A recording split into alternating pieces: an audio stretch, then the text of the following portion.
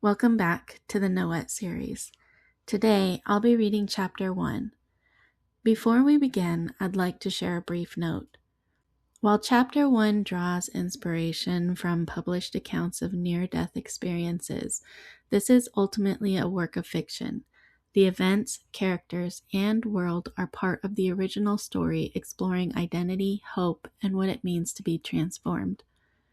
This chapter also contains mature themes, including addiction, overdose, psychological distress, and emotionally intense situations that some viewers may find difficult. Viewer discretion is advised. My hope is not to sensationalize these experiences, but to tell an honest story about brokenness, suffering, and the possibility of redemption. With that in mind, let's begin. Chapter 1. Nothing from the time before came to the other side with her. The tunes she hummed, the dolls and daydreams, the fairy tales and pretend play of her childhood, even her favorite color were left behind. More importantly, she cannot remember the girl before meth very well. Sarah, with an H, existed. She was real. Then one day she was gone. Somewhere along the way, the H got lost. Sarah had become Sarah. It was only one letter, yet it felt as though the world had stolen more than her name. She pulls open a capsule, pouring its contents out onto the toilet paper like a mound of dirt capping off an ant colony. The pills she forged from her mother's medicine cabinet are expired antibiotics that she'll probably never use again. Doesn't matter. The capsules are what Sarah needs now. She used to make her chalk pills with the toilet paper itself, but the crystalline drugs cut up her nose, her throat, and esophagus, making it more difficult to swallow. She swipes the toilet paper into the can by the sink as the last pill is emptied. Streaks of antibiotic powder settles along the vanity top. Sarah breathes in the odorless smell of industrial detergent as she opens the tinfoil. She fills the gelatin shells with the ice John sold her. No longer a puddle slut. She congratulates herself for her powers of innovation. It has been several days since her last high, and her decaying lips smack from withdrawals. She has been sitting in jail because the elderly lady at the department store, the one with big bones and swollen ankles, caught her shoplifting. Dumbass bitch needs to catch these hands. Sarah's mother thought she needed clarity. She didn't see it that way. She was left there to fester because she is the black sheep of the family, and black sheep always get blamed for everything, like ruining marriages. Dick shit ain't my problem. Mom never should have married him in the first place. Once the cravings became unbearable, though, she promised to turn her life around, and like that, she is out. It wasn't a lie at first. At least, Sarah believed she really wanted to quit meth. That happens when it leaves your system. You curse it, swear you'll never speak of it anymore, say you'll never fall victim to its narcissistic will ever again.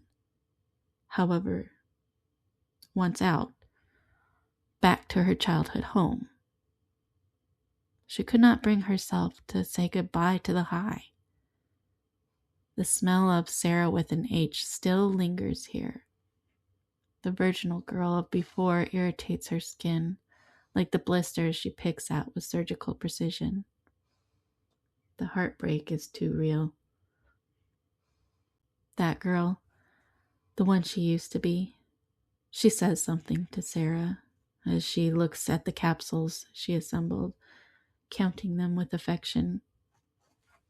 She says something along the lines of an infomercial, running on repeat within the white noise of her mind. Sarah can hear all the lectures, knows the pain she causes, how meth ruins lives and what it does to your body, your teeth, and your hair. But on the other hand, you lose weight. She pops a capsule like a badass bitch, just like John showed her. Sarah pulls down her pants, then remembers she used the last of the toilet paper. Gotta do something with the time it takes to dissolve within her stomach acid. She rummages around in the vanity looking for something to use and finds an opened box of pregnancy tests. There is one applicator left. She has never used one before. It couldn't be her mother's. That would be gross. Maybe her older sister Rachel brought it. If Rachel is doing it, she might as well try it too. Sarah hovers over the toilet, peeing on the applicator, her hand, the toilet seat. Her head begins to boil. She staggers from the sudden dizziness. Her blood is on fire and coursing through her body. Her stomach spasms, indicating the high is pulling up in a stretch Hummer with gold chains blinging and a grill that'll rot your teeth out, son. It is orgasmic. Unlike John, Meth found the spot the first time. She has been clinging to it ever since losing her virginity. She giggles as her body swells and swims and quivers in the high consuming her. Her legs tremble and she falls back, rocking the toilet. Dropping the applicator into the bowl, she suddenly can see life so clearly. The world is amazing. The bathroom with its dingy lighting and artificial seashells sticky with dust is so beautiful, just like the ocean. She smells the sand and the salt through the mildew bathroom. Suddenly, Sarah hears the front door open and close. Her eyes fly forward from the back of her head. Her eyes move around the bathroom with laser precision, listening in heartbeats to the footsteps on carpet, feeling her capillaries popping. Her breath freezes with its hands up in the air before making a run for it out of her lungs. She quickly pulls up her pants. What am I going to do? If the cops catch her, they will know John gave her the drugs. She is in so much trouble. He is going to be so mad at her. She needs to get rid of the other capsules before they bust in, slamming their shoulders into her hips and thighs, taking her feeble body down. They are probably already watching. She can't put the meth-filled capsules in the toilet. They will know to look there. She must do something. She fumbles around the bathroom, knocking the curling iron onto the ground, the toothbrush caddy into the sink. She picks up the remaining capsules, pacing. She must hide the evidence. But where? There is a knock on the bathroom door. Sarah stuffs the capsules into her mouth. Sarah, are you in there? Her mother asks. Mm-hmm. She can't swallow them now. They will know. Okay, well, I stopped to get us some food after I left work. I'm leaving it on the counter. I'm going to take a shower before we eat. Sarah listens at the door as her mother walks away, the capsules dissolving in her mouth. She can't spit them out, though. They can use her saliva as evidence against her. John warned her about this. She should have been more careful. The soapy, metallic fire lubricates her mouth all at once. She gags, but her jaw is clamped down like tetanus overtook her. Her brain glitches, failing to get the message open through. The battery fizz is foaming and swimming around her gums, her tongue as it penetrates her flesh and bone. This is the only safe place for her to keep it. The bitterness thrusts against her cheeks as it swells in her mouth. She covers her lips to keep it from seeping out. Silence on the other side of the bathroom indicates the cops are up to something suspicious. She turns out the light. The door creaks open, and Sarah peers out. She needs to find a place to hide her saliva from the police. She unsteadily balances herself against the door jamb. With stiff limbs, she slides down in uncoordinated jerks towards the ground. She falls backwards, hard, then pushes herself into the crab walk position. The meth broth hits the back of her throat, threatening to go up through her nose. She heaves with her whole self forward, rolling onto her stomach. She gags again, but her lips are sealed with her secret. Reaching one skeletal hand out in front of her, she digs her fingers into the carpet. She pulls her other hand out from underneath the weight of her, jagged from decomposing ligaments and tendons. Her joints strain against the weight of her corpse. Gradually, she drags her body out into the hallway. There! Her mother has a houseplant leading into the living room. Sarah creeps up to the plant and drools out some of the meth into the pot. She pushes the evidence deep inside the soil, digging her fingers in, making sure to contaminate the sample. Her saliva must be divided up. It cannot all go in one place. Her mouth is eroding, the skin pulling away from her cheeks. She tastes blood. Apprehensively, she looks around. Where else can she hide her spit from the cops? Where are they at? She scrambles up to the living room window, crooked, humpbacked, and looks outside into the front yard. The girl from before's reflection looks back at her with chipmunk cheeks, about to give way, but Sarah doesn't see her yet. She is looking past Sarah, out into the yard. It may work on other people, but she sees them hiding in the landscaped bushes. If she stands in this exact spot, she can see their police caps sticking out from the leaves and berries. Any minute now, they are going to storm the house and use her as evidence against John. Or maybe they are taping all of this. Sarah notices the girl from before looking back at her, judging. She starts hitting the window with her fist to make the girl shut up. Suddenly, a chill starts at the top of her head and rolls down her spine, stopping her cold. The cops are recording this. More evidence. Her shoulders tighten. Her neck pops under the tension. She slithers down below the window. More desperate than ever now, she allows some of the meth brew to ooze out onto the carpet. She swirls it in the fibers before grabbing a picture frame from the end table to cover the spot. The picture is facing up.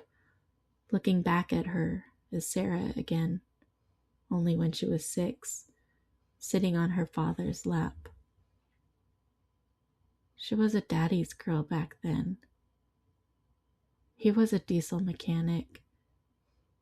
She wasn't there when it happened, but she has spent years imagining it. The jack slipping, metal screaming, her father pinned beneath the weight of the truck. A hot tear sizzles down her face. The grief sends a sharp pain through her jaw. She begins to swallow, but the meth cocktail sliding down her throat reminds her of her mission.